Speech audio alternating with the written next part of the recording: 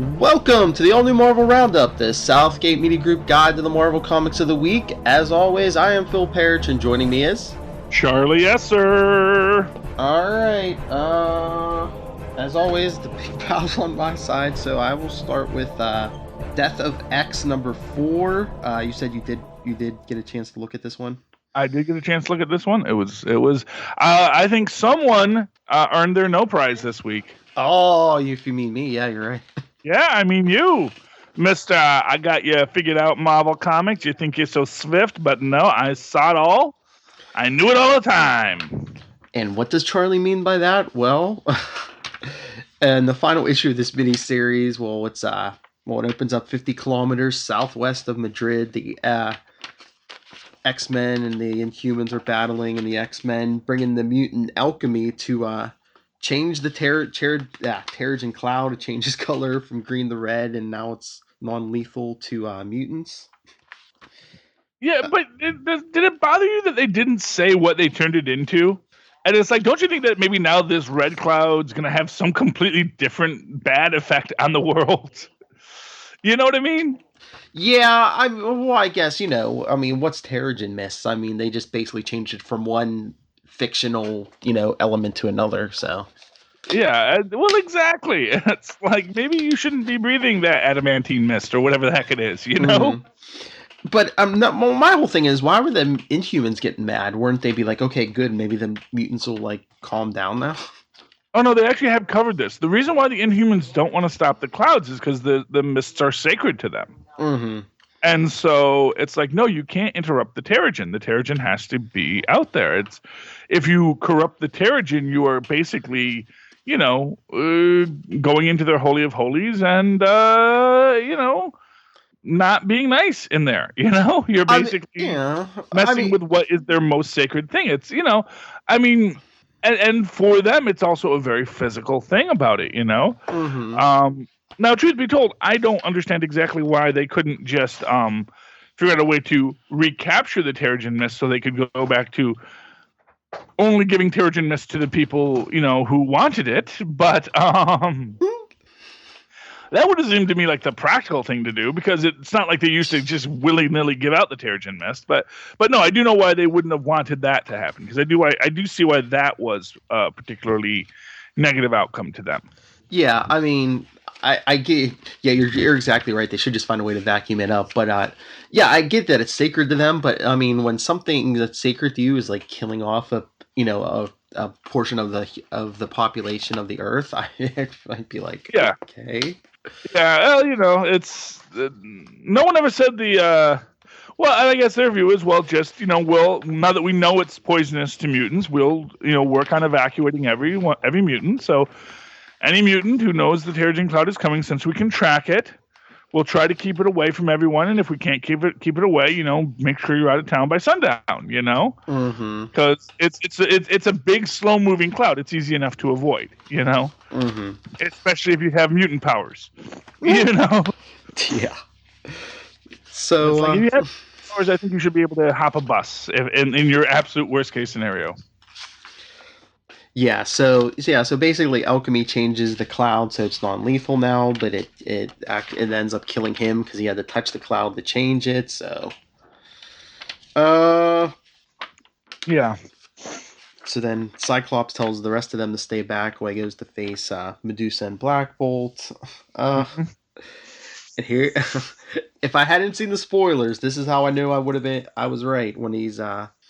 he said he can't stand down now and all this, but then he says, I'm gone. All that's left is the idea of me. But here's the nice thing. Ideas never die. Uh-huh. What could he mean by that, I wonder? I don't know, because it looks like Black Bolt takes him out with his scream. And then a week later on Muir Island, Storm's leading a funeral for Cyclops, which is kind of weird. Young Cyclops is there, so it's like...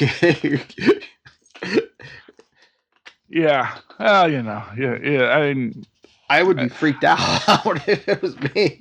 Well, I mean, they have some common history. Yeah. Although I don't think young Cyclops sees himself as old Cyclops. Oh yeah. I don't think young Cyclops thinks he's ever going back to his past.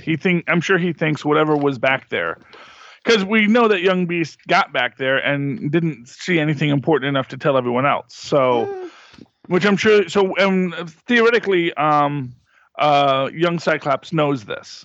So he knows whatever the secret that Beast hasn't told the rest of us yet. And so I don't think he sees himself as that same guy.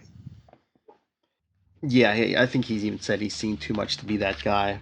So, but meanwhile, up on a high cliff overlooking the funeral, is Scott's brother Alex, and Emma Frost comes over, and they're having a little discussion, and she's like, come with me. I guess you deserve to know the truth, because he was like, Alex was like, that something's up. He wouldn't just. He's like, did Scott fake his death? Because he isn't one to wasn't just one to like throw himself, Death by Black Bolt was not his, or suicide by Black Bolt was not his style. Yes.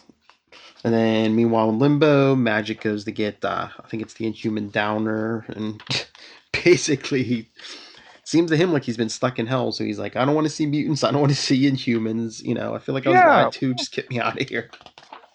Yeah, because all these people are just real jerks, quite frankly. Oh yeah. These dang superpowered people just think they run the world. Mm-hmm. So the issue ends with Osborn was right. That's right. So Emma Frost shows Alex his brother's body, Scott. There's Scott's body, and she reveals to him that the Mpox basically killed him almost right away. He died in her arms, and the whole thing with him, everything that happened afterward was just basically a telepathic illusion. She threw it at everybody. Yeah. Yeah. They make a nice little cover for that with the Cuckoo's talking earlier in the book about how they can't cast any illusions on the royal family because they all are too strong. Only Emma Frost could do something like that. Wink, wink. But of course, they do cast an illusion on everybody else, so they all attack Black Bolt. So yeah, it gives you a lot of hints throughout it. So if you actually knew the spoilers, you go, "Oh, I see what you're doing." Yeah, but yeah. So basically, Emma. It ends with her not looking right in the head, saying, the same line that she had Cyclops saying, he's an idea now, and ideas never die. And oh yeah. Well, she's yeah. But it was good. I mean, it was a thumbs up. I think you agree. Oh yeah, it was a good book. It was not a bad book at all. I mean, it gave a real explanation for why Cyclops is all stupid, because Emma Frost is not too is an evil supervillain. So makes perfect sense. Yeah, and there's a whole intact body, Charlie. I mean, he died of Mpox, but the body's intact, so I think he's coming back eventually. Well, you know what? I was actually thinking about that. It's always this weird questions like what starts the Marvel zombie virus? Wouldn't it be weird if what starts Marvel zombies is that the Mpox mutates, that the Terrigen Mist mutates inside basically the Terrigen Mist triggers this reaction in mutants that causes them to come back as zombies.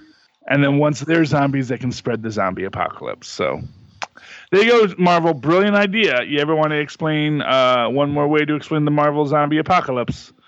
There you go. Cyclops comes back, and that's your first one. You see Cyclops, and what you how you want to open it is you just start with this big ray blast from his grave, and then crawling out. Hunger, I like that idea, but I mean, man, mutants get a bad enough rap as it is. Yeah, well, but who's going to be around to complain about it eventually? That's true. And that would also explain why mutants like Logan, whose healing factor should have protected him from zombieism, could become a zombie as well. See? All works. Totally headcanon. Done. All right. Then I guess I will go to All New X-Men Annual #1. Ooh. Once a year, just for fun. The main story that takes most of the issue is Eddie goes on a date. They're not even trying with these annuals anymore, are they? It's like, Well, her and the rest of the team are hanging out at some mall, and she basically starts talking to a boy, and they set up a date for later that night. Uh, and you see the rest of the X-Men like hanging around the mall because you see X-23, all new Wolverine chasing one of the Bamps around the mall who like I guess stole a bunch of hot dogs from the food court. Those Bamfs weird me out because I really have no idea what they're supposed to be. I mean, they're like golems of Nightcrawler, but like, I mean, like, I don't know, man. They just creep me out. Anytime you have like a sentient tool, it's kind of weird to me, you know? Yeah, I know. I thought that was like a way to bring Nightcrawler back, but he's back and they're still around, so it's kind of weird. Yeah. Really don't get the Bamfs. So basically, Edie goes on her date with this guy where they had a concert. Then, I guess some of the local teenagers, start causing trouble. They get in a fight, and she realized, and her date's face goes kind of all gooey, and I guess he gives her the super secret origin, Charlie, where he was able to like, this is weird. This is what I don't get. He says he was able to like mold his face and like make himself look different. There's even a panel where makes himself look like Nick Fury. But but then he's Clayface. Yeah, he's Clayface. But then he gets hit with the Terrigen Cloud. And so he already had a power. Yeah. So and then the Terrigen Cloud awakened his inhuman qualities as well. Yeah, has that happened before that someone had powers and then the Terrigen kind of actually there is a weird thing with Quake. Mm-hmm. I believe where basically I think she got exposed to the Terrigen Cloud and it started triggering things with her with the Mr. Hyde formula in her system. Because originally that basically the Mr. Hyde formula awakened her Quake powers, but then when she got hit by the Terrigen, I think that started causing problems, and she started to hide out. I believe that was the plot, and that was I think that was the Agents of S.H.I.E.L.D. annual a few months ago, but it was cool. It stands to reason that things like that could happen. Mm-hmm. I mean, I'm waiting for when you find that there are mutants who also have inhuman DNA and how that affects them. And I think you might even find that there's like some kind of weird thing with the Mpox and that, maybe that, only pure mutants are immune, that the Mpox is only affecting those mutants that also had inhuman DNA, and the rate of the disease depends on how much inhuman DNA is in you, and that's why they turn into zombies. There you go, man. It's all there. All headcanon. Makes perfect sense. All right, so then Eddie and her date are attacked again. But just out of curiosity, how did he originally get his face-changing powers? I don't think he ever says, because he just said he started getting it ready for school one day, and he figured out how to get play with his face. And then what happened when he got the Terrigen exposure? Are you sure the Terrigen exposure didn't come first? Are they telling the story chronologically? I don't know. It seems to be, because he says about how he was able to change his face, and then he says, and then something weird happened when I was camping with my cousins. I thought it was fog. Okay, so yeah, that would seem to be the case. But I think the Terrigen just made it harder for him to control his powers. It upped him up, so obviously his powers were manifesting themselves early. Mm-hmm. And after the fact, they came more intensified. Yeah, they never really explained it that well, but after he's telling her the story, the gang shows up again and attacks them, and Edie takes them out with her fists and her ice and fire powers. But then up what? Said yay, ice and fire. Yes, but so then she calls Storm, and Storm's gonna take him to the school, so he can teach him how to put his face on, literally. And then as they're about to leave, Edie leaves a note on one of the attackers that says, "Leave me here. I attacked an underage girl and I lost." Oh, Waka Waka. Yeah, so that was about, well, I guess at the end of the story they showed, I guess her and the all new X-Men were tracking down a Terrigen cloud, but it was already out to sea. So they're like, "Oh, okay, not our problem." Yeah, as long as there's no mutants on a cruise ship. Exactly. And then the smaller backup story, it's Danny Moonstar, and it's basically her going and taking down Lady Mastermind, who was basically terrorizing people, but I guess she wasn't exactly right in the head herself because she has Mpox. Yeah. So is she like Mastermind's daughter or something? Yes. Yeah, it's like Reagan Wingard instead of Jason Wingard. Yeah. So sad. But yeah, I'm pretty sure she said Mpox, but they get her back to X-Haven, and they said they kind of have her stabilized. So I don't know. Oh. Well, maybe she doesn't have quite so much Inhuman DNA in her, you know? Mm-hmm. That's what I'm saying, man. That's going to be your big reveal. Mark my words. Yeah, it could be. Either you have too much Inhuman DNA or not enough Inhuman DNA. And the point is, you didn't have just the right amount. Yeah, because they said so. Like, yeah, because some like of it. Melty Face, he probably had just the right amount, so that when he went through it, he doesn't get an Mpox. He just gets his Inhumanness a little more amplified. Yeah, because I think they said some of them get ravaged by it, and some are barely affected by it. Exactly, you need just the right amount. So, like I said, that one was good. That's a thumbs up. And for number 3, I'll let the cat out of the bag early. I will go to my pick of the week, Captain Marvel number 10. Oh, that was a good book. Yeah, you said you read this one also, right? Oh yeah, this was really, really, really get you to understand Captain Marvel so much better. Mm-hmm. You know, and really makes the point of why Captain Marvel wanted to stand on the wall, much in the same way, ironically, Tony Stark wanted to stand on the wall in the first Civil War, you know? Because if I'm not the one standing here, someone else way worse is going to stand here. All right, so... It's the story. Yes. Thank you, Uncle Charlie.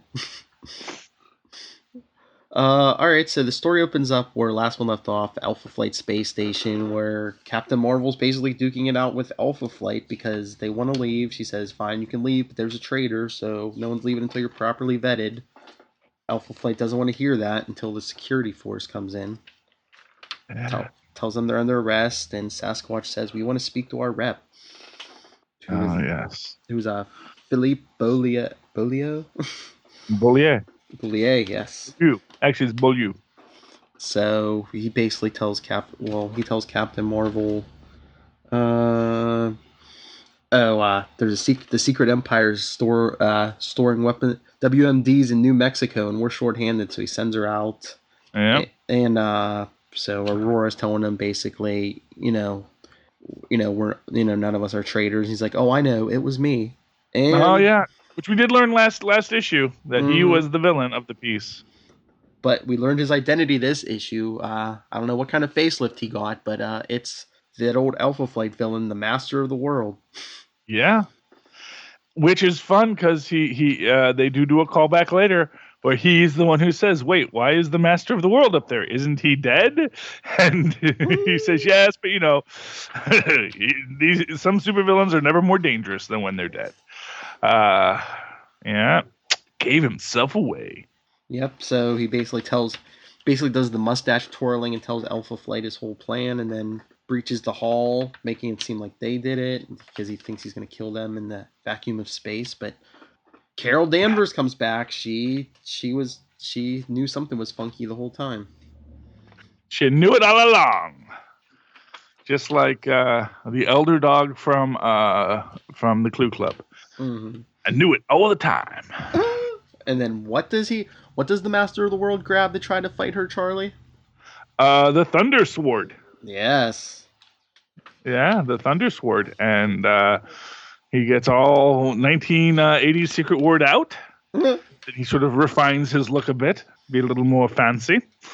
Yeah, I think he puts it like as like a version of his old armor on there. Yeah. He's kind of like the Marvel version of Vandal Savage, because in the comics, Vandal Yeah. Savage was like a caveman who was his intelligence was, it was like a meteor that like upped his intelligence and gave him immortality. I think the Master of Yeah. the World, it was like an alien spaceship, basically like ripped him Yeah. apart and put him back together. Yeah, basically it's a situation where he was basically bound to this super tech stuff from outer space, and and he was lived forever, and that gave him time enough to read and plot his revenge on all of humanity. Mm-hmm. Yeah, he's very much meant to be a Vandal Savage kind of pastiche in that sense, and then maybe even a bit of a Ra's al Ghul as well. But yeah, I think the Vandal Savage is definitely a factor in there. And in fact, some of his earlier drawings, he does have that Vandal Savage look about him. He actually was the main Alpha Flight villain in the last Alpha Flight series. So for those fans, that Captain Marvel was actually, I think she was still Ms. Marvel at the time, was central to defeating him in that as well. Mm-hmm. Because he makes mention of how it's personal. Mm-hmm. So those two duke it out, and she's telling him, who scares me more than people who won't use predictive justice to save lives? People who know exactly what they do with it. Mm-hmm. So they're fighting. She gets Stuart Caldwell to take the original Thunder Sword to take his power back. Yeah, and not for nothing. That's like pretty like cool that she fights him to the bar where Stuart is working. Mm-hmm. And then, and says, but it's not your sword. And Stuart takes it, and he says, you made a big mistake. And she says, I hope I didn't just make a big mistake. But then he turns the sword back to the award you won. Mm-hmm. Because that is what was important to him, was that this was the recognition that he was a good writer. That how much that meant to him. And there's such a beautiful scene there with him and Captain Marvel where she's like, so you're given godlike power, and the first thing you do is trash the studio that gave you notes. Mm-hmm. And he basically then gives her basically what I'm sure is every woman's tale in business who's been told to sit down and mind her beeswax. Mm-hmm. That all the mistakes are my fault, and also of course ties in perfectly to Secret Civil War, because all the mistakes are the problem and all the successes is someone else's. So T'Challa and Wakanda get all the successes, and Captain Marvel's responsible for Banner, and Rhodey, and everyone blames her for that. But every time that something good comes from predictive justice, someone else is going to claim the credit for it. And it's I can see why she felt negatively about this stuff. Mm-hmm. I can see why she felt empathy with Stuart on that. Yeah. So they had that whole conversation. She's like, I totally get it. And then 2 weeks later, at the Triskelion, the whole Alpha Flight board is out, including Gyrick. Captain Marvel is completely in charge now. Gyrick will land on his feet. That guy has so many inside track, especially with the new administration coming in. He's going to be, trust me. Mm-hmm. If there's anyone who Gyrick has the ear of, it will be the Donald Trump administration. So he is. I'm sure this was written well before that, and so he probably was feeling down. But I think he woke up on a couple Tuesdays ago and says, "Looks like I got my job back." No. Him and Osborn are sitting there saying, "Man, this is going to be our moment to shine." Dark Reign 2, Electric Boogaloo. Mm. And and then he even tells her, he says, they pretty much had to put you in charge. Don't think for a second that means they like you, or they won't stab you in the back the first chance they get. True that. And then he goes to get a drink at 11:30 in the morning. Well, see, which to me was like, I don't understand what the problem with that. It's his day off. What the heck, He's got no kids. Go, man. Knock yourself out. Oh, I have problems. So basically, Carol talking to Puck. and basically talking about everything that happened. And she's saying, sorry, she's like, sorry, but there was no other way to draw the master of the world out. And Puck's like, you made a tough call. And, he kind of forgives her, but it seems like it's going to take Sasquatch and Aurora more time to forgive her. Yeah, but in comic time, And I'm sure they'll bring it up at the worst possible moment at a future date as well. So, And then she's saying, was it all worth it? After what happened to Rhodey and Jen and Bruce, and Sasquatch is like, Puck's like, yeah. Yeah. Oh yeah, that's the whole thing. It's like, yes, it was absolutely worth it. You did what you had to do, and yeah, people are going to question it. People are always going to question what you do, because no matter what you do, it's going to get questioned, because you never know the counterintuitive outcome. You can always say, well, if we had just done this and this and this, but there's no guarantee that would have had a positive outcome. So she did what she had to do. She made her choices, and if she can live with it, then so should we be able to. That's my opinion. Yes. So So then, and as it turns out, the populace kind of agrees. Oh yeah, she's very popular with the public. So I believe that's going to be a big point of the rebooted series, The Mighty Captain Marvel. Yeah, because I'm sure there are people in a divided country. People think, hey, superheroes are cool. Let them do whatever they want. And other people say, superheroes are freaking scary. We need someone like Captain Marvel in charge, someone we can respect and trust. We need the Super Friends led by Superman and not Batman. That's what it comes down to. You need someone who can be that moral center, who can make the tough decisions and still... will deal with the fallout, but is making the tough decisions and can make the tough decisions, and who doesn't want the job but will take it because of the Nobel oblige, Yes. But that's a big thumbs up. That's like I said, my pick of the week.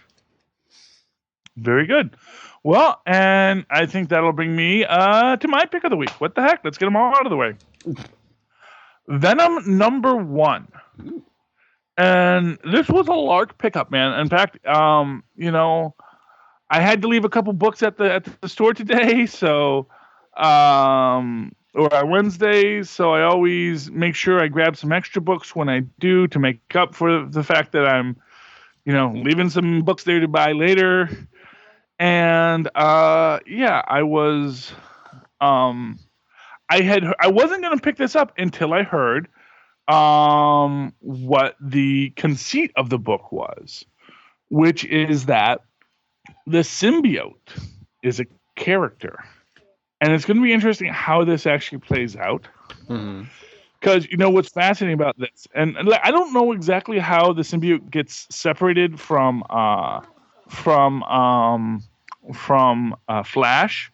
I guess I should be reading Venom Space Knight or something. But as you're opening up in this book, and maybe that series isn't done yet, so maybe you're going to see that at a later point. That as the series is opening up, you see this guy with the duffel bag walking. You see him getting a text from a Tony, says, you're still looking for work, meet me at the diner in an hour. And you're totally thinking, oh, this must be Flash, and he's looking. Tony's trying to recruit him into his Civil War, maybe. Although clearly that's not Flash because he has black hair, but artistic license. Maybe there's something up. I'm not sure. And you're getting that black and white scroll, and then we see the symbiote wrapped around the skinny, emaciated body. He says, I'm just looking for a little help. We see Haley, and we actually see who the Tony is.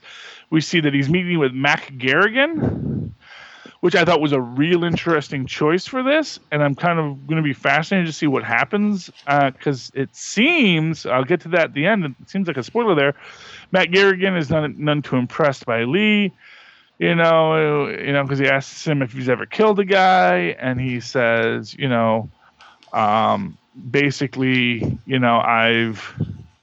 I'm not in the mood to, it says, yeah, I can kill guys. It's about killing them. Mac's like, no, this is all non-lethal stuff, which is like, then why did you bring up me killing someone? This comes back later because when they go to what the actual deal is. So Mac is selling some chemicals because apparently some chemicals have been sold to the Black Cat, which are basically some chemical gas that probably turns you into a monster, is how they describe it. That these have been sold to the Black Cat. The Black Cat is selling it to Tombstone. But when they get their Tombstone's men basically cross a deal. They say, Tombstone doesn't respect Black Cat. Tombstone, which, not for nothing, that is not good business with Tombstone. Black Cat has shown herself to be pretty freaking lethal, even if she is currently hanging out in the Patsy Walker book as a sideline. She's still pretty scary woman. And basically, so the whole time we're getting this dual narrative. And we finally realize that it is the symbiote talking, and the symbiote's the main character. But then the symbiote bonds with Lee. And at first, the symbiote's like, oh, you are a soldier, just like Flash. Flash was the, most noble person I've ever met, So this will be great. You and me, we're going to work out just fine. And then it's like, much less so, actually. Basically, he goes into this whole thing about the voices screaming at him, and one thing I've learned is that when someone is screaming, they've already lost, and he then kills Tony, and he kills both, and it seems like he kills Garrigan, which really shocked me because it's like, wait, Garrigan used to be a host for the symbiote, and the symbiote's just going to kill him? That's cold, man. I'm hoping somehow they get Garrigan out of there, I think he's still got that old, that Scorpion formula going through him, so he might not be dead yet. I'm hoping, man. That is my hope against hope, that Garrigan comes out of this smelling like a rose, or at least becomes our new antagonist, that Garrigan's going to go get his symbiote back from this upstart punk, and that's going to be our main villain of the piece. That's my hope. We're gonna have to see what happens, because I might have to get Venom number 2 now. Because actually, now that I'm talking about it, it's like, man, that would actually be a really cool story. Mm-hmm. So if Garrigan does, if I'm gonna browse into Venom 2, if Garrigan has survived, it's getting picked up. If Garrigan hasn't survived, I might just pass on Venom number 2. But as Venom number 1, this is my pick of the week. It is such a great piece. About a guy who's been messed over by life, the dark, Lower East Side existence of Manhattan. Or actually, I think he grew up in Queens, he said. And, he had a friend in his building who was a mutant with fire powers. Mm-hmm. And, basically used to use it to, like, burn cats and stuff. Because, these are honor roll kids. And one day he accidentally burns down the tenement they all lived in. His mom dies. And he says, and as I watched it burn and watched my life disappear, all I could think is, man, if I had that kind of power, I would have burned this place down years ago. Yeah, so this is not a nice guy. You see that the symbiote is not happy with his current partner. And we're going to have to see how the symbiote plays out. So seeing the symbiote as a character in this is just such a beautiful conceit, especially if they have an inherently antagonistic quality to it. And there is this nice bit at the start of it talking about the difficulties of being a hero versus a villain, how easy being a villain is, but how great being a hero is, But being a hero is so hard, but being a villain is so easy. And, it is just a beautiful piece. And, really enjoyed it, really liked it. Definitely think I'm going to get number 2. And we'll see what happens from next, Nice. Yeah, I wanted to check it out. There's so many books, Marvel. Yeah, we know, man. And honestly, man, you have got to start killing your darlings, my friend. I'm telling you right now. Got to start killing your darlings. These, you can't be getting yourself pulled into these books that are just too much for you, man. It's like, you gotta say, it's too much. Too much, man. Let's go back. Let's go back to where we were at. Let's cut these off. Do I really care what happens to the mutants? No. No one cares what happens to them. All you need is Avengers and Spider-Man.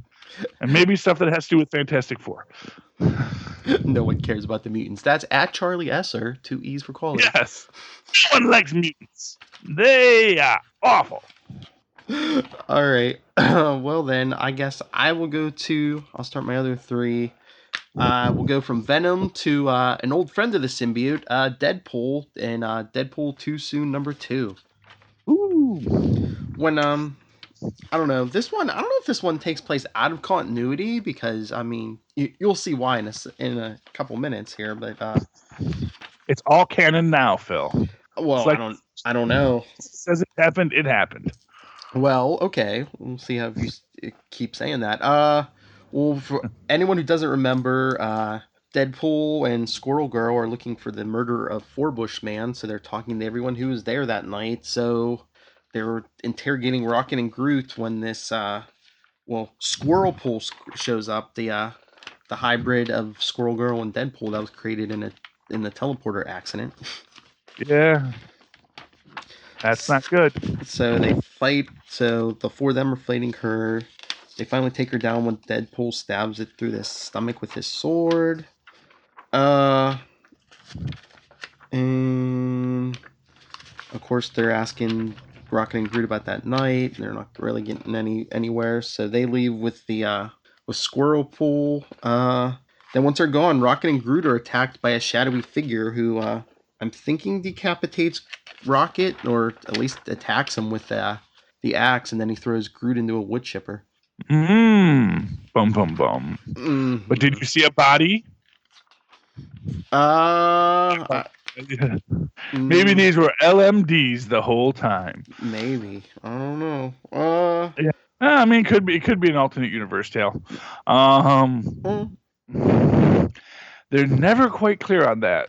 Yeah. But then sometimes people die, and then the next issue they're back just fine, and you're like, "What happened?" And it's like, not gonna tell you. Magic. That's right. It's all magic. All right, so then Deadpool needed a new wand, so. So then Deadpool and Squirrel Girl with Squirrel Pool. Deadpool just throws Squirrel Pool into the teleporter and doesn't know where he sent it, so could be popping up anywhere in the Marvel Universe, people. Oh yeah, Squirrel Pool. And their next stop is Miami, Charlie, because who are they going to talk to in Miami? Has to be Scott Lang, the Ant-Man. Yep. And for some reason, Deadpool knocks out a scuba diver and switches clothes with him, so he's dressed up like a scuba diver. Scott's working security for some rich people on a yacht. Yeah, as you do. Yep. Scott's like, "You're not on the list," and he's like Wade Wilson. He's like, "You're not on the list." He says, "Check under Ryan Reynolds. If he can pretend to be me, I can pretend to be him." Wah wah. Breaking that fourth wall. Well, that's what it's there for. And then Scott's saying how he hates rich schmucks, and Deadpool says, "I'm a rich schmuck." Yeah. And then he hates him. So there, you see. Yeah, and that's what he says. He says, "I stand by what I said." And then Scott's going off. He's like, "They're so self-important and paranoid, as if Hydra is going to take time out of conquering the world to rob them of their precious wealth." Then all you hear is gunshots, and it's, "We are robbing you of your precious wealth. Hail Hydra!" Yeah, well, that's why you don't say the words, man. Mm-hmm. You're opening the door. So Hydra's pulling out with the yacht, and Scott's like, "This is all your fault." And then Deadpool starts talking to him about Gilligan's Island, and he's like, "Seriously, Scott?" He's like, "Ginger or Marianne?" So Scott shoves him. Deadpool pulls a gun about to shoot him. He's like, "Wait, that's it." He's like, "I'll shoot you over to the yacht." So, God. That doesn't sound like a good idea. Well, Scott gets in the barrel. Deadpool shoots, and he makes it over there. Scott's taking out Hydra, and Deadpool says, "Don't worry, I'm on my way." And he runs into the guy he stole the clothes from. And the guy's like, "Me and my boys are going to drag you behind our speedboat." And Deadpool says, "That is an excellent idea." And the next thing you know, Deadpool's back in his costume, and he's standing on the shoulders of the two friends, water skiing out to the yacht. Oh yeah, and the classic. No, it's a classic. Uh, Legends of the Superheroes water show at SeaWorld. Yes. You remember that, kids? You remember? If you were a kid of the '70s and you lived near a SeaWorld, you saw that. Mm. That Wonder Woman and Batman on skis. That was as good as it got when I was a kid. So That was our interconnected MCU. Was water shows at SeaWorld. So so then Deadpool's Still better than Batman v Superman, though. Oh jeez. At Charlie Esser.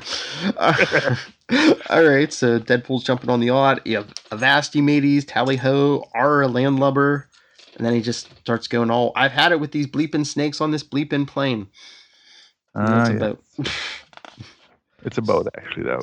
Yes. So they take out Hydra, and then Deadpool and Scott are talking, and Scott says he investigated when Forbush Man was murdered, and there was some strange black residue on his wounds that I've never seen anything like it.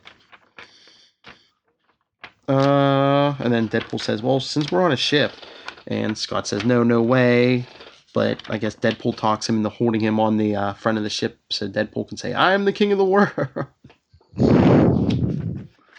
Oh, Deadpool. And 2 seconds after Deadpool leaves, Charlie, we actually see it here. Scott Lang is decapitated. Bum, bum, bum. So that's what I'm saying. I don't know about the continuity in this. Well, you see, there's an important thing about Forbush Man in that. Forbush Man, as the world's most powerful superhero, saves the universe every day. But then the universe is rebooted every single time he saves it. And so no one remembers. See, they're trying to pull stuff out of here, making you think, oh, what is this? So this is clearly meant to be a cross fourth wall breaking series. Because if you think about it, Rocket and Groot in their Rocket and Groot series were very metafictional. Of course, Squirrel Girl is always metafictional. Forbush Man is blatantly metafictional. Deadpool is blatantly metafictional. Ant-Man,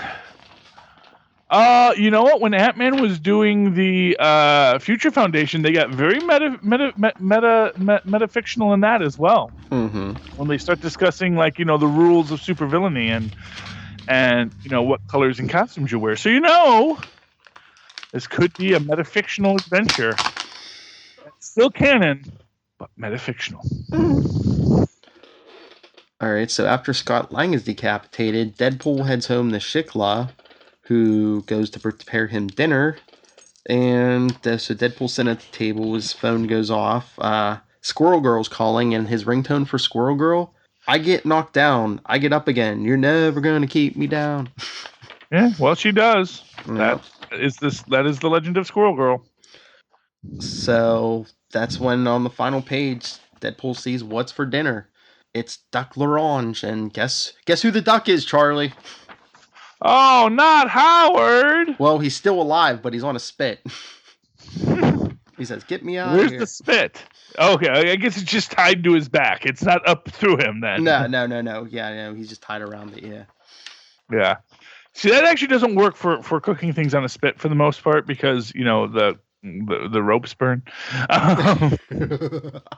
Yeah, those Ewoks would have been picking that Han Solo out of the fire like halfway through this. Like, oh, we did it again, man. We really got to plan this out better.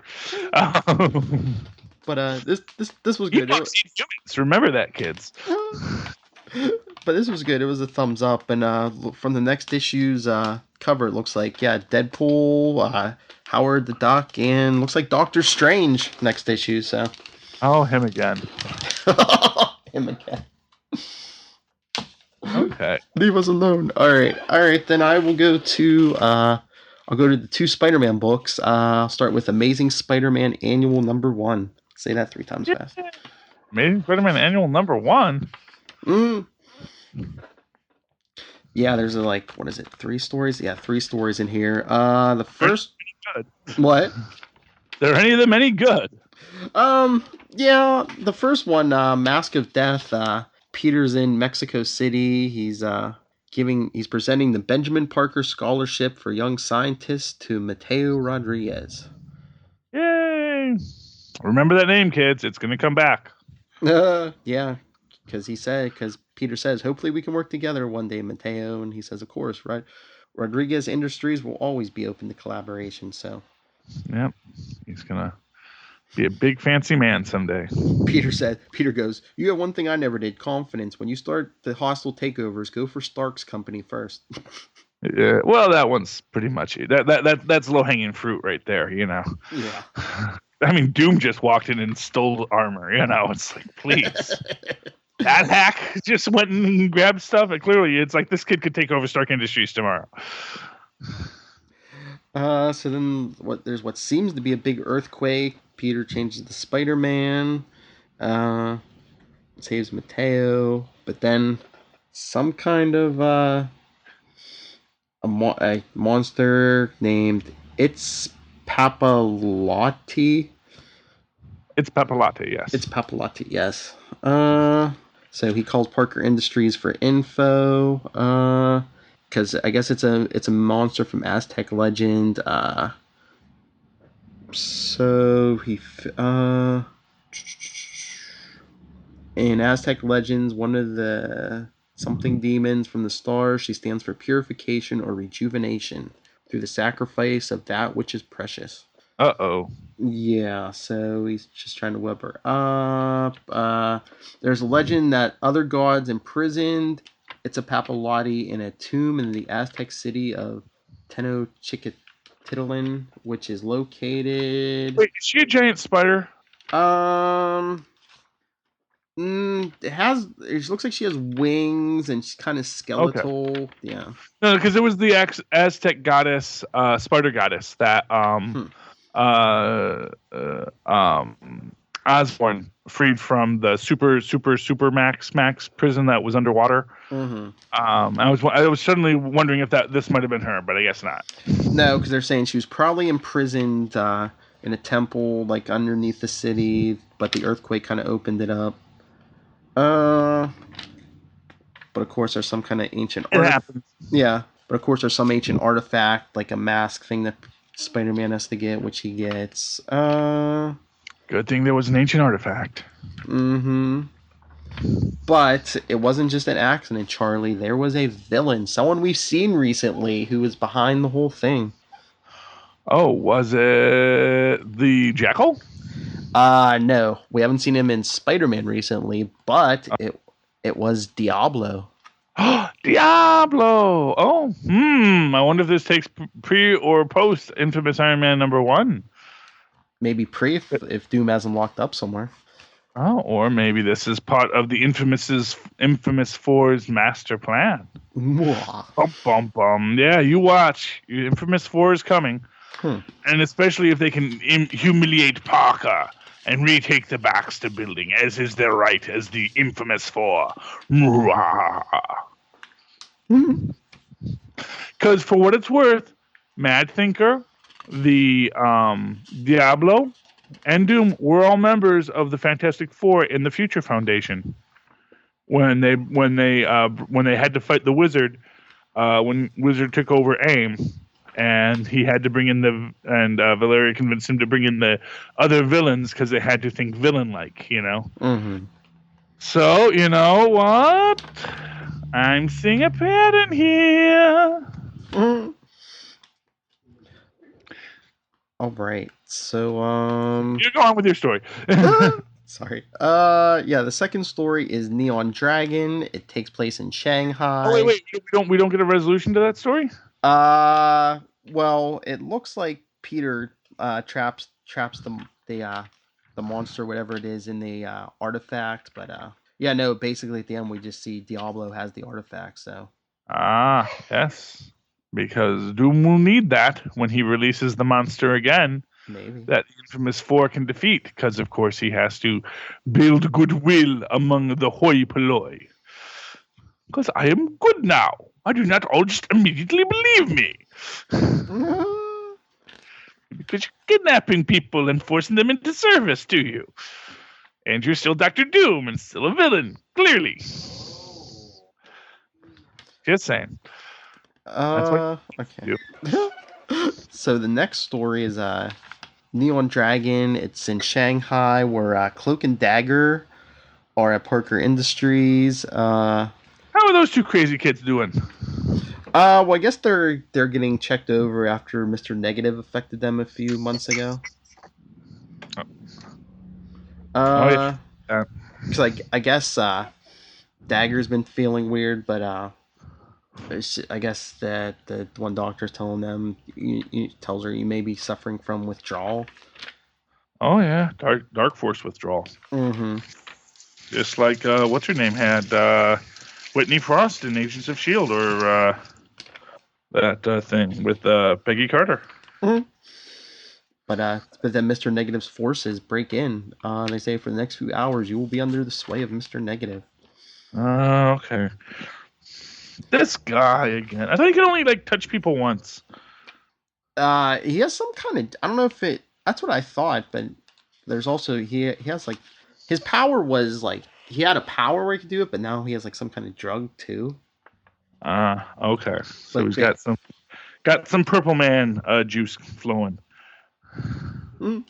Yeah, so it's basically Cloak and Dagger and the employees of Parker Industries versus Mr. Negative's men, led by the Neon Dragon. Basically, a guy wearing a glowing green dragon costume. Okay, I guess this is an '80s story. Well, no, I mean this should be present because Mr. Negative did all this just a few months ago. Yeah, well, we need to look up if the Neon Dragon just hasn't been working until recently. Yeah. Yeah. Remember in the '80s when I was the Neon Dragon? Because there's what's the most stereotypical Asian villain we can have? I know, Neon Dragon. Oh, is he Asian? I thought it would be much funnier if he was British. it's a European dragon. Everyone has dragons, I don't know, because I don't think they ever unmask him. But okay. I'm just assuming because he operates in Shanghai. Oh, so you're just being racist, basically. How dare you? I want to be called racist. Don't say racist things. Don't just say the dragon automatically has to be racist or it has to be Asian. Sorry, I just assumed because it seems like everyone in this story but Cloak and Dagger is Asian. Oh, okay. Well, then maybe that's the case. I didn't read the story, so I guess I should defer to you. And so that was pretty good. Then the last story, Whose Crime Is It Anyway? Written by Wayne Brady and Jonathan Magnum. Wayne Brady and Jonathan Magnum? Yeah. I don't know who Jonathan Magnum is, but I think he's Magnum's guy's son. I think he might be the announcer on what's that show Wayne Brady hosts? Whose Line Is It? No, the game show. It's on right before Price is Right. Let's Make a Deal. Yes, Let's Make a Deal. I think that's who that is. Yeah. Yeah, Wayne Brady is the host of Let's Make a Deal, as I recall. So yes, so the title was Whose Crime Is It Anyway? Because I guess Spider-Man's one liner, which is a play on Whose Line Is It Anyway? That's right. I just got that. Spider-Man's losing his snappy patter, so he works with an improv class. Oh man! And of course, it's taught by Mr. Brady and Mr. Mangum. Really? Mm-hmm. Really, that's what Wayne Brady needs to do right now. Teach an open call improv class in Lower Manhattan. Because actually, that might be completely accurate. I have no idea. I have no idea how much game shows really pay. I have no idea how many ex-wives or crack addictions that Mr. Brady has. What? Yeah, well, you saw that episode of Dave Chappelle. He's totally on the crack, man. He loves it. Wayne Brady loves crack. That's one thing we learned from Dave Chappelle's show. I should just have this on a loop. At Charlie Esser. But yeah, so this story is pretty short because it's they get him in the improv class and then he stops a bank robbery at the end and they're like, oh yeah, your materials back up the. Do they reference yes anding? No, I don't believe so. Oh, then it wasn't a good improv class. That's the core. You never know, but always yes and. unless it helps the scene to know, but you know. But it was the stories were all right. I mean, I give it a thumbs up, but Was it worth the $7.99 you paid for it? you mean the $5? I don't know. $5 or $5.99, Phil? Be honest. $4.99. Oh, okay. I don't know. I mean, I'm not like, oh man, I shouldn't have bought this, but I'm like, it doesn't have anything to do with Clone Conspiracy. So I mean, if you don't need to buy everything Spider-Man, you could skip this one. Philip, it's a tentative time thumbs for up. intervention. It's a shaky thumbs up. Yeah, I know. But remember, if you would like to intervene in Phil's life and tell him that you're there for him as he struggles with his comic book addiction, you can write to him at nightwingpdp@gmail.com. That's nightwingpdp, all one word, @gmail.com. I got it bad, man. I swear. I only need a few a week. Come on. Okay. Was that your? One more. I got one more. But speaking of got one more. Yeah. Speaking of the Clone Conspiracy, Prowler number 2. Yay! Remember Prowler was ambushed at Alcatraz last issue. He wakes up. He's locked in a cell, but then the door opens and it's Julia Carpenter. Told ya. See, we both get to do that. We both got that, man. Our words have been marked, and we were right. Mm-hmm. Yes. Yeah, I knew that had to be Julia because, like I said, I knew it was a woman. By the way, they drew the legs, and the psychic web's totally her thing. And so, what's the story, Phil? Well, she's digging into New You, and she the prison's all set up with all this tech that she got from the Shroud, who was using it back in Daredevil. The footnote even says Daredevil 15. So, she's like, they seemingly came out of nowhere. No tax records, no records of any kind. She's like, there's no paper trail. So that's how we take. How do you make a company with no paper trail? I don't know, but I'm saying that. I'm just saying. We're gonna take the Jackal down the same way we took Capone down, tax evasion. There you go, man. That's how you do it. That's you know what? That's gonna be President Trump's undoing. You watch. Can't be man. Until he sends those Pence clones after you. Yeah, well, Have you seen the meme with how someone points out that Pence looks exactly like William Stryker from God Loves Man Kills? Oh yeah, I saw that. A lot of people put that. And it's like scary. Like, whoa, Chris Claremont had a vision. It's like he woke. Chris Claremont may be a mutant. Is all I'm saying. Okay. So Prowler asks Julie if she's working with Spider-Man, and she says, "Are you kidding? That guy doesn't even ask me to grab lunch when he's in town." She said, "I'm doing this on my own." Peter is such a jerk. Mm-hmm. Which, you know what? That's why him and Johnny Storm get along so well. Because Johnny Storm is a big jerk. But that's like central to Johnny Storm's character, that he is a self-important jerk. But everyone thinks that Spider-Man's so selfless. And it's like, no, he's not. He's just as big of a jerk as Johnny Storm. That's why they get along. I just realized that. But then speaking of jerks, then all of a sudden the Prowler does some damage to the equipment, and she says, "What are you doing?" And he says, "You're making a mistake." She says, "I'm making a mistake." She's like, "Weeks of work, all gone, all for nothing." But then back at New You, all the resurrected villains are, still fighting each other. And so she didn't back it all up on a flash drive? I guess not. Always back it up on a flash drive. Don't you know? Didn't you learn anything from the Luke Cage miniseries? Oh man. So then the Jackal's asking the new Electro, "Where's Prowler?" And she says he never came back last night. And he's like, with all these villains fighting each other, he's like, "I need Prowler back." And he sends Electro. He says, "Don't make me regret this." So Electro goes to ask Madam Web where she sent Prowler. She won't talk until Electro starts electrocuting her.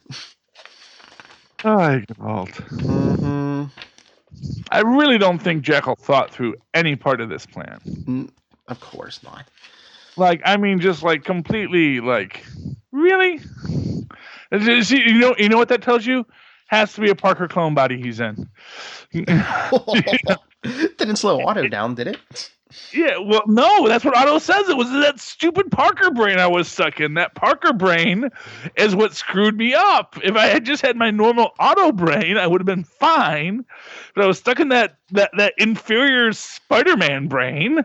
So of course I was not the superior Spider-Man. As much as I was brilliant, I could not be that because, I'm freaking idiot self-important Parker. It's just like Captain Marvel said to the Master of the World, you're so certain of yourself, you don't even see all the mistakes you're making, Mm-hmm. And that a true leader is always questioning themselves, always going over these things, always, trying to find the better way. Mm-hmm. And Parker, he never thinks more than one step ahead. Mm-hmm. So I've got spider sense. That'll warn me if something's going to go wrong. I was like, well, yeah, it'll warn you if I'm about to fall off a building. It's not going to warn you, if your stock portfolio is about to tank. You actually have to do a little work, Peter.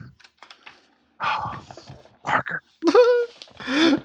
So Julia Carpenter, she I guess she has like a psychic flash or whatever of Madam Web's pain, and she's like wait, she's like I just heard her screaming in agony. She's like, my real question is, how is that possible? She's dead. I saw her die. But then she's like, you showing up on my doorstep and Madam Web back from the dead. She's like, that's too many coincidences. And that's when Prowler gives her the whole, new you's the future. They can they're going to change the world, all these miracles, yada yada. And Julia says no thanks. She uses some tech from the shroud because she sets off like this black cloud, and then she's gone. There you go. But then, yep. But then Prowler starts having like shooting pains. He was like, oh no, what time is it? When was the last time I took my medication? Shouldn't he be carrying these pills in his utility belt? You would. Well, I don't know. I guess the Jackal wasn't handing them out willy nilly, making sure everyone's staying close. So again, because he's a freaking Parker clone, and that inferior Parker brain is like, oh, I can't give them their own pills. I can't trust anyone because I'm the only one that should be in charge of this stuff. Parker, you ruin everything. Maybe it's Reed Richards under there. No, fortunately his meddling is outside of the universe right now. Until the Ultimates go and bring him back. It's like, leave well enough alone. If Eternity's in chains, you know what? Let it be. So basically the issue ends with him picking himself up, but then guess who walks in the door? Electro. Oh yeah. Does she have his pills? Doesn't look like it. But yeah, it's a thumbs up. Yeah. And that's my last book on my own. Here's what I'm going to tell you. It's not like I'm the one saying Peter Parker is a jerk. Every writer says Peter Parker is a jerk. Every single writer who is dealing with this character pretty much emphasizes what a jerk this guy is and really how bad he is to write. It's even in the Howard the Duck series where he's talking to the controllers who tell the stories from the Mojoverse, and he says, really, is that why I've been acting so foolish here in Howard's stories? And he says, no, you idiot, it takes like 8 people just to keep you from looking like an idiot in your own books. I don't know. I thought Peter Parker was always supposed to be the everyman. So are these writers saying the everyman is a jerk? Well, I don't know. Maybe. Peter. You know what? I think what the point is that if you want to say anything about Peter Parker, it's that here's the thing about Peter Parker, and here's what it is about Peter Parker. Peter Parker fell backwards into everything he has in his life. Mm-hmm. He only got to date Mary Jane because his aunt was friends with her aunt. Mm-hmm. And for goodness sakes, he like put her off for like 12 issues, for a year. He's like, I don't want to date Mary Jane. She's probably some awful girl. She's probably some plain girl.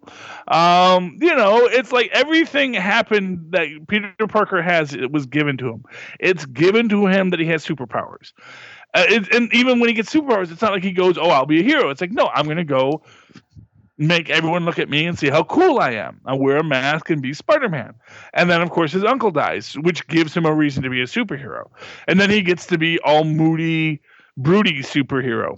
And then, it's just every point in his life, even Parker Industries, it's all Otto. It's not, none of it is Peter. Peter running Parker Industries would be like a 2-episode arc where everyone's like, yeah, Peter, you shouldn't run a company.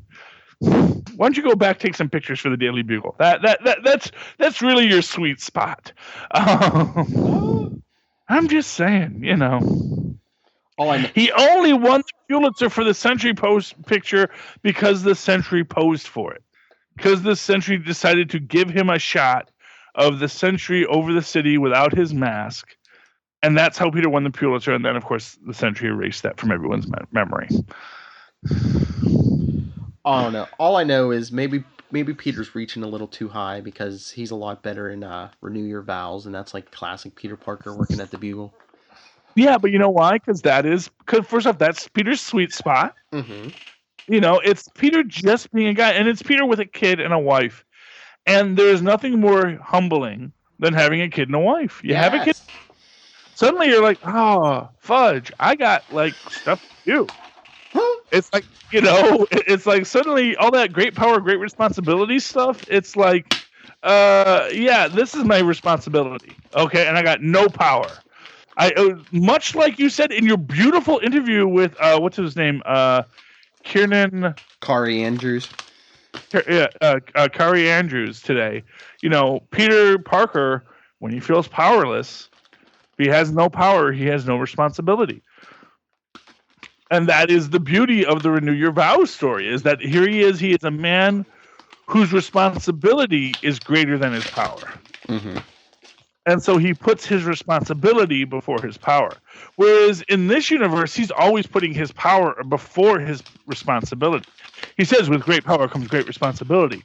But he has literally no real responsibilities and doesn't treat any of his responsibilities as something he has to be responsible for. He's using his power to go out and punch people, to in essence be a bully in the way he was bullied. Mm-hmm. You really want to break it all down there. But thumbs up. I'm sure it's still a good book, but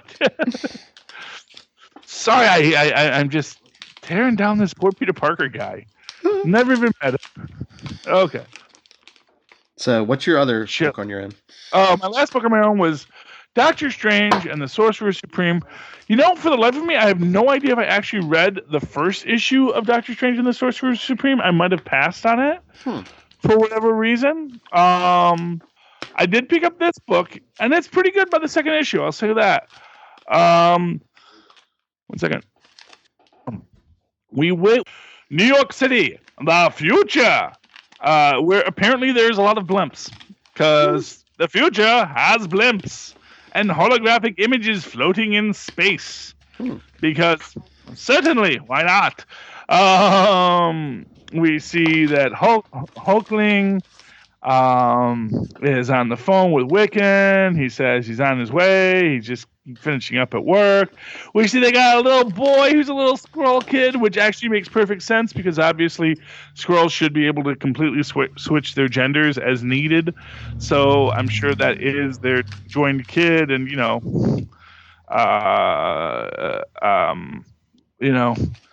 Hulkling just had to move some stuff around to build an egg and make a baby for them. We see that Wiccan is fighting the daughters of the Dust Daughters. They will reign forever, blah, blah, blah, as villains want to say. He dispatches them all relatively quickly. But just as they're dying, the Queen whispers something to Billy, and his pupils go small, and he can no longer lift the hammer of Thor. No, wait, that was another guy.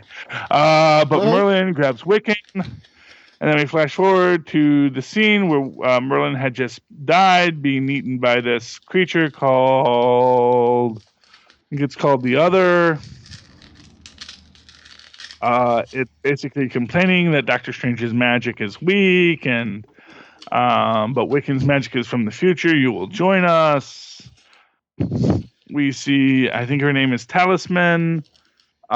She charges up the girl with the magical guns from the annual, and she starts. I forget which book that was, but it was one of the special books of Doctor Strange. We see that Newton has a mindless one or a mindful one, which is a mindless one that has been given self-awareness and is, a completely unstoppable Hulk. And basically, it's like, I don't fight. That's what I have my mindful one for. And everyone's like, then shut up. Wiccan teleports them all. And I'm hoping they will touch on this, is that Wiccan is clearly wearing the Hood's robe. So I'm hoping that comes up at some point, because it's this red and black striped robe. Apparently they're at Avalon because they see Merlin's castle. We see the Other is talking about how they have to try and eat Merlin's magic before they can get to the library. They all fall into the trap that Merlin has set. Yao, the not yet ancient one, as Dr. Strange sets his broken arm, he notices that he has the map we saw again in that other thing. We see Talisman says that, he feels the Mindful One's soul. I love the Mindful One. He's already my favorite character. He's just a classic, a classic creature. And the thing I love about Newton is that he's got that weird back headpiece that the Maker always had. So I do wonder if we're going to ever see that taken off and see that Newton's got that expanded brain. I'm wondering if Newton comes in slices too. We see that they have to. We see that basically, were you friends with Merlin? And Newton's like, no. Newton freed me from prison, and that is why I'm with him. We see that Merlin. We see Merlin's recruitment of Wiccan, and then I guess next issue we're gonna see Talisman's recruitment, and we actually see that she's got a little flaming skull thing going there. So who knows? She's got the tarot cards. We've got the scientist and the doctor, with Doctor Strange and Newton. And the Brute is the mindful one. Very cool. I always love when they throw in little tarot card bits in these. Thumbs up. It's a fun book. Really enjoyed it. Yeah. Recommend it to a friend. Thumbs up on Doctor Strange and the Sorcerer Supreme. Very good. Yeah. I'll probably pick up issue, even if I didn't pick up issue 1. And that brings us to all of our books together, right? Yes, sir. Hey. Well, what book do you want to talk about first, Phil? Why don't we talk about You want to do Mighty Thor number 13? Let's talk Mighty Thor. Phil, what do you have to say about Mighty Thor? What do you want me to do, Mighty Thor? Why don't you do Mighty Thor? Oh, I'll do Mighty Thor. 1 second, I gotta go to my browse pages. Jump back to the beginning. We get a nice scene of, which is it's an interesting thing. We see her shaving the head of another cancer patient. Mm-hmm. I'm not sure how common that practice is to just shave it, to pre-shave it before chemotherapy. I guess that may be a thing that women are doing now. I know when my mom had cancer, she didn't bother with that, and she actually kept her hair. So, heck with all you folks. She's, Kennedy hair, don't fall out. The whole point of being a Kennedy, good hair. You think maybe they do that just so they don't see their hair falling out?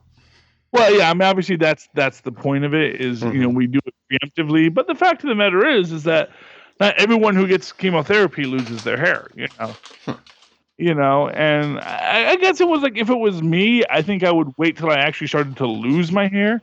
And it looks like the woman's got like a full head of hair at the start of this. So, but then again, this might be one of these just, a preemptive thing. But it's, what it is it's a great scene at the beginning of the book because it's powerful and symbolic. Mm-hmm. It's this shared moment of sisterhood, of this loss, this law, the loss of hair can be very sociologically powerful for women, obviously. Mm-hmm. I mean, it's very sociologically powerful for men too. It gets less talked about now because now bald heads among men are fairly ubiquitous, and the idea of the shaven head among men is actually even in some ways seen as a positive. But we're still not a world where women with straight heads are seen in the same way. So we have this nice point, and basically, we see Jane is talking about how she didn't even know what all the 9 realms were when she started this gig, or all 10 realms now, because there's actually 10 realms now. But this is what she has to do because she has to battle. She is Thor now, comes with the hammer, and this is a theme we come back to about I think she says at some point that Peter Parker or Spider-Man has one burrow that he protects, and it takes up all this time, and I've got 9 freaking realms, but that's what comes down. Again, let's do some hate on Spider-Man. And we see that basically the League of Realms is together. Our Tolkien Avengers, as Roz calls them. We see there's Screwbeard and a troll called Ud, who's one of the trolls who combs his beard. And we've got Honeyshot, Sir Honeyshot, and a shaman, which was a little confusing because their name was called, I believe, Woodrot or Rotwood. But of course, when I first saw it, I thought that was actually Gunnar the Troll. But it's not Gunnar the Troll. Which actually got me wondering, like, whatever happened to Gunnar the Troll? Last we saw, she was hanging out with Songbird and John Walker. And then, as happens to sidekicks in the Marvel Universe, someone forgot about them, and they got left to the side of the road. So I'm sure she'll come back as a supervillain eventually. Sir Ivory Honeyshot, he's the Light Elf. They do make this reference again about like the Light Elf's world. Everything's so sweet and gooey and like disgusting to the things. They've got a big mountain giant. I believe Thor once married mountain giant in some myths.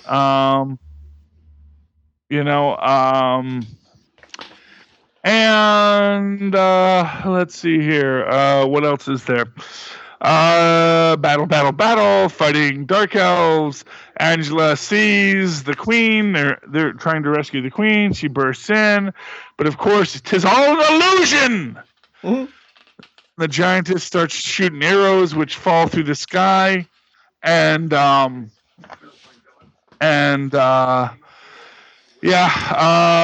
are fighting this whole mess. We flash back to Jane studying up on the Norse myths, and we see that there is a new curse who is here to destroy our heroes. I don't know who the old curse was, but this is the new one. And we see Loki in the background not looking too pleased.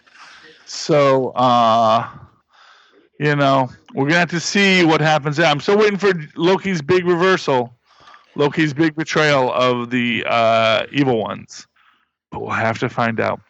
Big thumbs up. Like the book. It was a lot of fun. Oh, yeah. Very enjoyable. Okay, what book do you want to do, Phil? Maybe I'll go to Civil War 2, number 7. Which was going to be the last issue until they expanded it another issue. To get that money out of our Alright. Civil War II, number 7.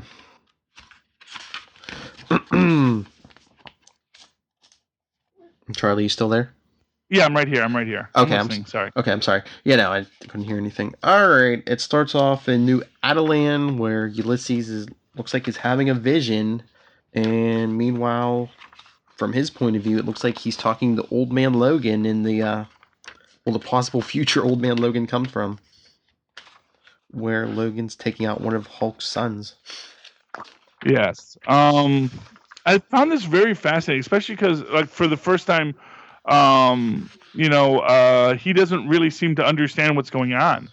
He's like, in this world, and suddenly he's interacting with it in a very real way. Mm-hmm. It's like, is this a dream? Is this reality? And where is this Old Man Logan coming from? Because, in the Old Man Logan book, we're getting this, everything is not as it once was. Mm-hmm. But it's just now, maybe that world is a firmer spot, just not the way that Old Man Logan remembers it. And, it gets me wondering with the whole Captain America thing. This was an interesting point. I pointed out in the original Old Man Logan series that Captain America had brown eyes, meaning that it was Bucky Cap. And if the Cap was actually Red Skull in basically, it's an interesting thing when you compare what we're seeing with Old Man Logan here with what Old Man Logan will eventually be. Mm-hmm.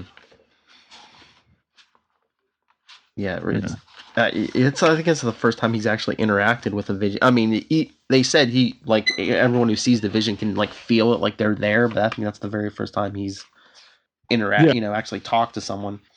Yeah, where something else saw him. Oh yeah. Well, I believe in his first vision, when he saw the other person emerge, the thing chased him too. So it may not be the first time; it just may be the first time that he's noticing it. Mm-hmm. Because prior to this moment, Karnak had been telling him, be quiet and to watch and observe. And so maybe things aren't noticing him until just now when there's a Hulk there, and Hulk's notice lots of stuff. Anyway, one of the things I really liked about this issue was just the idea that, it is so talky up until the very end. And it is really just everybody's just sitting, everyone's just trying to have a conversation. And what's going on? Why are we doing this? Cap shows up to Miles, like, look, I don't think you want to kill me. So what are we trying to do?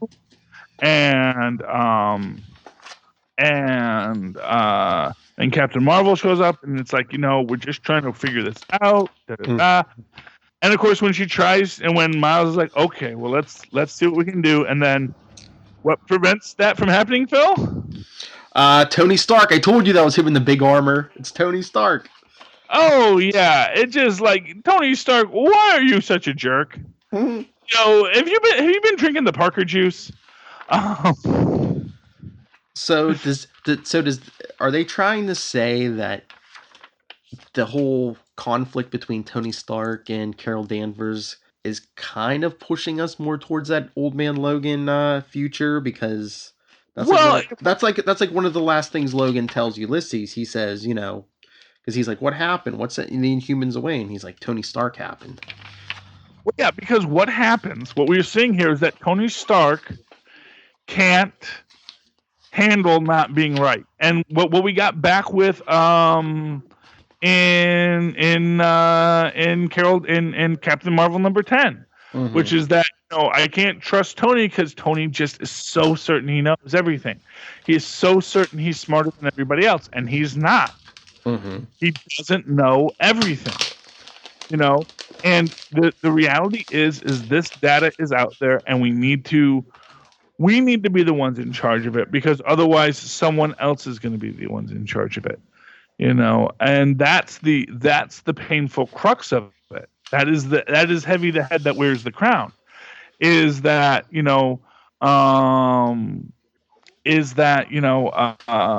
Carol Danvers has has to be the one in charge of things because, no one else is going to take this responsibility and be responsible with it, because everyone who wants the responsibility of dealing with this kind of stuff are villains, which of course is the bad problem. Mm-hmm. The real problem, though, isn't that villains want to use this skill or this existence. It's that this thing exists, and either it can be in the hands of noble people or it can be in the hands of villains, because the villains are always going to try and grab it, and the only thing that keeps the villains from having it is noble people preventing the villains from having it.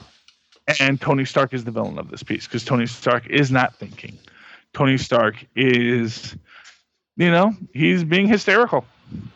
He is not taking 5 minutes to talk to Carol. He is not taking 5 minutes to just admit that he doesn't know everything. It's irony biting Tony Stark on the butt, because last Civil War, Tony Stark was where Carol Danvers is at. Well, exactly. He was exactly where Carol Danvers was at, and he understood it then. But right now, it's all about Rhodey for Stark. Yeah. It's all about Rhodey, and it's all about Banner. And it's not even like he liked Banner that much, quite frankly. Let's be honest here. He didn't like Banner he was a guy he knew, and he liked him. They were both scientists. Mm-hmm. They're not the science bros that they are in the MCU. But it's just one more thing. It's one more person who wound up dying. But again, not because of anything Carol Danvers did, but because of something that Banner did with Hawkeye. Mm-hmm. It's like, because, and again, exactly the problem is people in a room making decisions for everybody else without consulting a larger group to find out the best consensus way forward. Because that was the whole problem there, is that, Hawkeye decided he was going to be the one who was going to make the choice. And Banner decided Hawkeye should make that choice, and no one else gets to participate in this conversation. And that's basically Tony Stark's problem here, is he comes over in a freaking Hulkbuster War Machine armor. Well, as we know, it's going to cost him big time. Yeah, well, Oh, Tony Stark, you are a problem. Okay. Do we have any more books this week, Phil? Yeah, one more. Ultimates 2, number 1. Ultimates 2, number 1. Phil, you want me to do this, or you're going to do this one? You do it. I did many books this week. Yeah, well, okay. So, I like how this opens up, because it does open up, so it actually opens up. So it doesn't open up there. I'm actually jumping ahead. I'm opening up where the preview is, but okay. Where the actual book opens up. Basically, we've got Eternity in Chains. We've got, incursions, and basically suggesting that because Eternity is chained, because there is this force impeding upon Eternity, that this is what's leading to all the chaos, the destruction of universes, the destruction of worlds, the chaos that leads to the civil wars, the brood invasions and the wars with the broods and things of that nature. And no one else sees that this is the problem, except, of course, for those ultimates that had touched the mind of Galactus, the Lifebringer. And we get back to the Kaddish space, where we get Blue Marvel trying to peer deeper into the universe, but of course it keeps on, the fail-safes in the system keep on shutting down.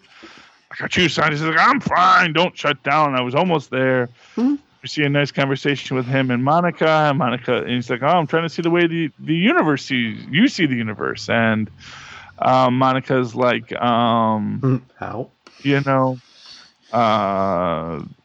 Monica's like, well, I don't like being a science experiment. And he's trying to explain, you're not. It's just everything's a science experiment.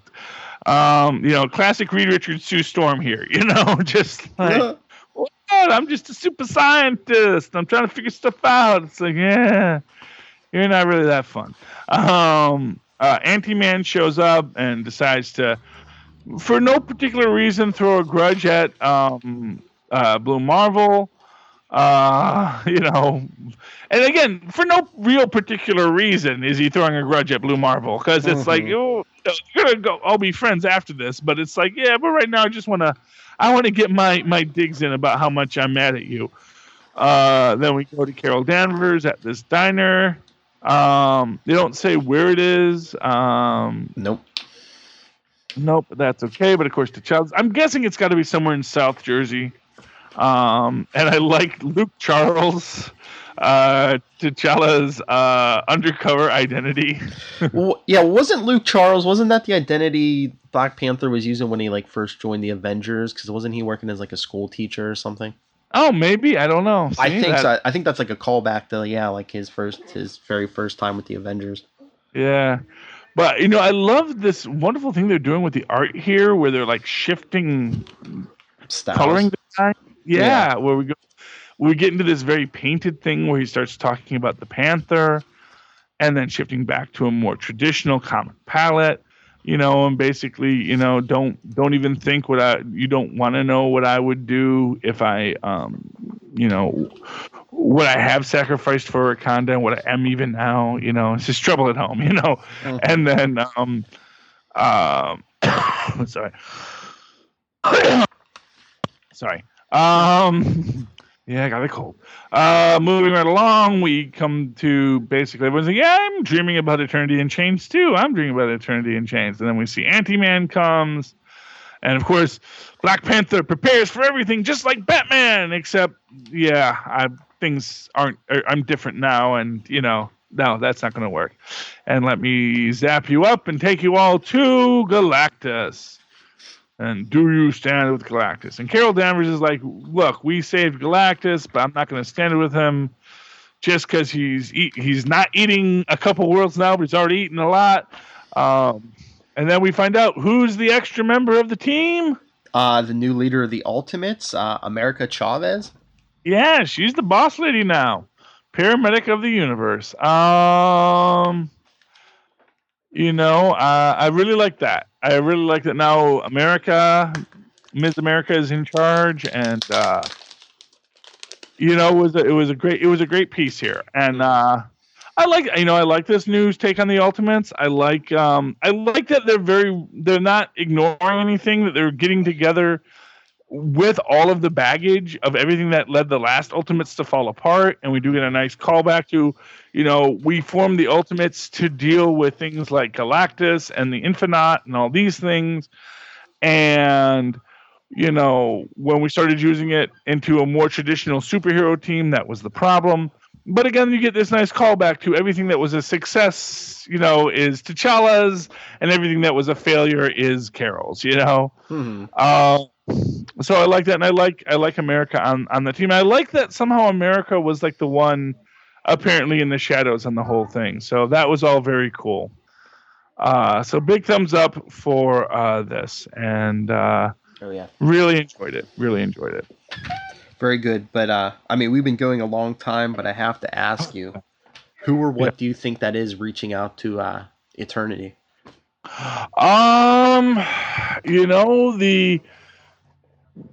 It's like if I was gonna throw out a guess right now, mm-hmm. I'd say Hyperstorm. No Frank from Bayonne? It could be Frank from Bayonne, but it's a little more malevolent than I imagine Frank to be. I think Frank is hiding out in. Here's what's interesting, and again, it might throw back to them. Remember that as the it could also actually. So I think it might be. Frank from Bayonne could very much be it, because of course, remember, Frank from Bayonne is tied to the Molecule Man. Mm-hmm. The Molecule Man is seeding all these universes with a maker. Remember? Because he came to the maker first, and he said, you come in slices, much like pizza, you can be enjoyed in slices. And I wonder, I'm kind of thinking if that pizza is a callback to something with Frank from Bayonne now. Now I'm thinking about it, because, there was a whole thing about the Beyonder in consuming food. When he first started out and he used to eat glass. Mm-hmm. and then he started like, oh, food is good, and then he gained all that weight, and then we all remember Secret Wars 2 issue 2, right? Most important book ever written, man. You read it. You go read it again because we're getting lots of callbacks right now. And so Pizza comes in and says, So that could be Frank from Bayonne. It could be the Molecule Man, and the Molecule Man could be Frank from Bayonne. That's this interesting thing about the Molecule Man. The Molecule Man was supposedly the first aperture to the Beyond. Mm-hmm. And normally when you open an aperture to the Beyond, it fills a cosmic cube. But because the aperture was opened and that power entered into Owen Reese, he's not a cube. He's not a force field, so he didn't form into a cube. He just gained all this power. Mm-hmm.